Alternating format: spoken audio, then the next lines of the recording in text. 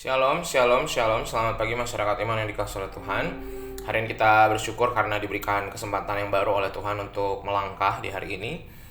Mungkin ada hal-hal yang sedang Tuhan sembunyikan dari kita. Tuhan tidak tunjukkan langsung. Mungkin kita akan merasa bertanya-tanya tentang ada hal-hal yang membingungkan di hidup kita.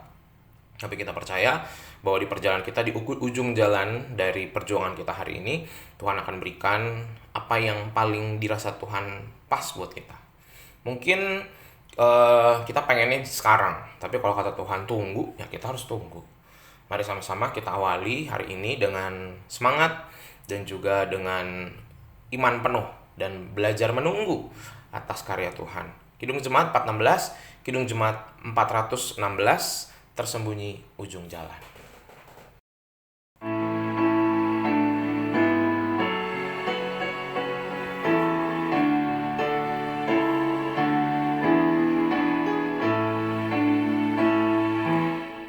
Tersembunyi ujung jalan, masih ada, masih jauh.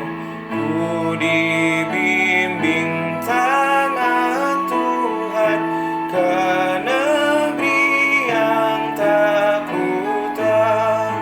Bapa ajar aku ikut, apa juga maksudmu, tak bersangsi atau takut, beriman tetap teguh.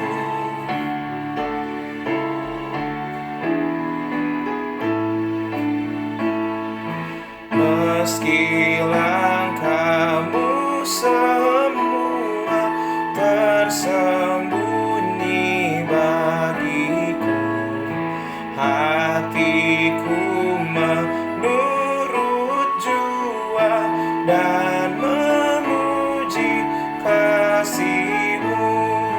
Meski kini tak ku nampak gantiku berbahagia, apabila terang-Mu tampak dengan kemuliaan-Nya. Mari kita berdoa. Tuhan, terima kasih untuk kebaikan Tuhan dalam hidup kami. Hari ini kami bersyukur karena kami adalah orang-orang yang senantiasa dikasih kejutan sama Tuhan. Orang-orang yang terus belajar, sabar, dan belajar pada prosesnya Tuhan. Kami sebentar mau baca firman-Mu, mampukan kami mengerti terlebih memahami. Kami serahkan, hanya dalam nama-Mu kami berdoa dan bersyukur. Amin. Bersama-sama kita buka dari 2 Tawari 30, 2 Tawari 30 ayat 1 sampai 9. 2 Tawari 30 ayat 1 sampai 9. 2 Tawari 30 ayat 1 sampai yang ke-9. 2 Tawari 30 ayat 1 sampai 9, dengarkanlah sabda Tuhan. Kemudian Hizkia mengirim pesan kepada seluruh Israel dan Yehuda, bahkan menulis surat kepada Efraim dan Manasye supaya mereka datang merayakan Paskah bagi Tuhan, Allah orang Israel, di rumah Tuhan di Yerusalem. Raja bersama-sama para pemimpin dan seluruh jemaah di Yerusalem merancangkan untuk merayakan Paskah pada bulan kedua, karena mereka tidak dapat merayakannya pada waktunya, sebab para imam belum menguduskan diri dalam jumlah yang cukup dan rakyat belum terkumpul di Yerusalem.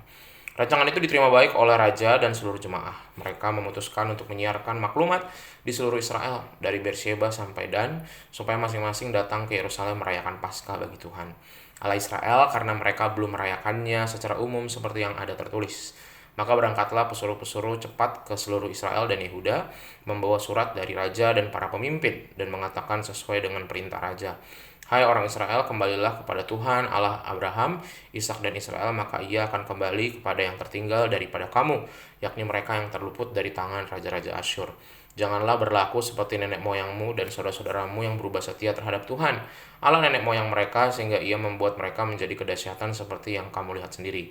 Sekarang janganlah tegar tengkuk seperti nenek moyangmu, serahkanlah dirimu kepada Tuhan dan datanglah ke tempat kudus yang telah dikuduskannya untuk selama-lamanya, serta beribadahlah kepada Tuhan Allahmu, supaya murkanya yang menyala-nyala undur daripadamu. Karena bila mana kamu kembali kepada Tuhan, maka saudara-saudaramu dan anak-anakmu akan mendapat belas kasihan dari orang-orang yang menawan mereka, sehingga mereka kembali ke negeri ini, sebab Tuhan Allahmu pengasih dan penyayang. Ia tidak akan memalingkan wajahnya daripada kamu bila mana kamu kembali kepadanya. Bapak Ibu Saudara yang dikasihi oleh Tuhan, masih segar diingatan kita tentang bagaimana tentara Pekah memorak-morandakan dan menghancurkan tentara Ahaz ayah Hizkia. Tetapi sekarang dalam perikop ini kita melihat bagaimana Hizkia menempuh satu langkah kontroversial dengan mengundang seluruh Israel, termasuk Israel Utara, bersama-sama merayakan Paskah bagi Tuhan. Jadi dia mencoba mendamaikan gitu ya. Bapak Ibu pernah juga nggak ya mencoba mengakurkan dua pihak? Wah, tidak mudah. Itu resikonya tinggi, bisa mereka beradu, bisa jadi kita dimusuhi bareng-bareng. Tetapi ini dilakukan oleh Hizkia. Paskah bagi Tuhan, Allah Israel di rumah Tuhan di Yerusalem. Orang-orang Israel Utara ini adalah mereka yang tertinggal setelah penghancuran Samaria oleh tentara Asyur. Biasanya perayaan Paskah ini mencakup perayaan roti tidak beragi yang dirayakan selama 7 hari berikutnya. Keduanya menjadi rangkaian perayaan yang mengingatkan Israel tentang karya Allah dalam kehidupan mereka ketika Allah menyelamatkan nenek moyang mereka dari perbudakan di Mesir. Sehingga keputusan Hizkia ini untuk memundurkan waktu perayaan 1 bulan mencerminkan kesadaran Hizkia tentang ketidaksiapan Israel untuk melaksanakan Paskah sesuai dengan aturan di dalam perintahnya, wasiatnya Musa pada waktu itu. Ya. Sehingga kesiapan di sini adalah sikap hati seperti yang tercermin pada perkataan disampaikan utusan Hizkia kepada orang Israel yang menghimbau agar mereka ayo bertobat, ayo kembali ke jalan benar dan taat pada firman bersama-sama merayakan Paskah. Jadi upaya ajakan, bukan marah-marahin gitu ya. Jadi kalau mau mengakurkan pihak yang bertentang, jangan dinasihatin dan dimarah-marahin, tapi diajak dengan lembut, diajak dengan baik gitu ya. Nah, melalui perikop ini kita bisa melihat bahwa hal yang terpenting yang dicapai oleh Hizkia dalam momen ini adalah agar Israel bisa kembali kepada Allah, bisa akur lagi utara dan selatan. Ia berdoa supaya Allah mengadakan perdamaian bagi semua orang yang sungguh-sungguh berhasrat mencari Tuhan, walaupun ketahiran mereka tidak sesuai dengan tempat kudus. Sehingga permohonan Hizkia ini menjadi satu doa. Dan ini tidak sia-sia. Kenapa? Karena Tuhan mendengar dan memberikan sukacita bagi mereka. Nah, Bapak Saudara, anugerah Allah yang memperdamaikan itu tidak hanya mempersatukan orang yang berasal dari latar belakang budaya yang berbeda, tetapi menghadirkan kedamaian. Kita percaya juga kedamaian dalam hidup kita ini kadang-kadang jadi barang langka kalau di antara kita, dalam keluarga, dalam pelayanan, dalam hidup bertetangga, dalam usaha dagang, dalam pekerjaan, di sekolah. Selalu ada potensi konflik. Tetapi kita mau percaya bahwa kehadiran Tuhan dan upaya orang-orang di sekitar kita untuk membawa damai, dan kita pun juga diharapkan bisa membawa damai itu. Jauh-jauhlah pertengkaran gitu ya, konflik. Memang sangat mudah menyerah pada konflik karena konflik itu inginnya menang sendiri. Tetapi kalau kita mau mengalah, kita mau belajar, kita mau bersama-sama bertumbuh bersama, maka akan ada banyak hal yang bisa kita raih. Sama seperti sebuah pepatah mengingatkan, kalau mau jalan cepat sendirian, kalau mau jalan jauh bareng-bareng. Nah, supaya banyak hal yang kita kerjakan bisa jauh lebih banyak, maka bersama-sama hidup dalam damai, rukun-rukun hari ini. Amin. Mari kita berdoa.